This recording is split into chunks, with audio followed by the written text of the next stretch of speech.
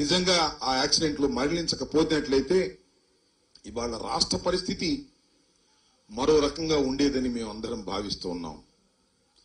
అలాంటి రాజశేఖర రెడ్డి గారి 75వ జయంతిని పురస్కరించుకొని రాష్ట్ర ప్రజలకి, తెలుగు ప్రజలకి, మరి ముఖ్యంగా వైఎస్ఆర్ కాంగ్రెస్ పార్టీ శ్రేణులకి జన్మదిన శుభాకాంక్షలు ఈ సందర్భంగా తెలియచేస్తూ, వైఎస్ఆర్ పేరునే పెట్టుకున్నాం మనం, యువజన శ్రామిక రైతు కాంగ్రెస్ అనేది ఉన్నా మనకు వైఎస్ఆర్ అనేది వినిపించాలనేటువంటి ఉద్దేశంతో వైఎస్ఆర్ కాంగ్రెస్ పార్టీగా మనం నామకరణ చేసుకుని మరి ఎంతో పురోభివృద్ధిలో ముందుకు వెళ్తున్నటువంటి సందర్భం.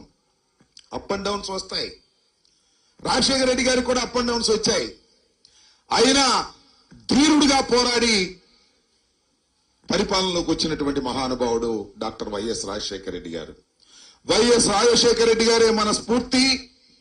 వైఎస్ రాజశేఖర రెడ్డి గారి సంక్షేమ పథకాలను అమలు చేయటమే కాదు, మరింత ముందుకు తీసుకువెళ్లవలసినటువంటి బాధ్యత కూడా తెలుగు రాష్ట్రాలలో వైఎస్ఆర్ కాంగ్రెస్ పార్టీ భుజస్కంధాల మీద ఉన్నదనే విషయాన్ని మనం మర్చిపోవద్దని, ఆటుపోట్లను ధైర్యంగా ఎదుర్కొని ముందుకు సాగాలని మిమ్మల్ని అందరినీ జన్మదిన సందర్భంగా కోరుకుంటూ, మరొక్కసారి రాజశేఖర రెడ్డి గారి 75వ జన్మదినాన్ని పురస్కరించుకొని మీ అందరికీ హృదయపూర్వకమైన జన్మదిన శుభాకాంక్షలు తెలియపరుస్తూ సెలవు తీసుకుంటున్నాను.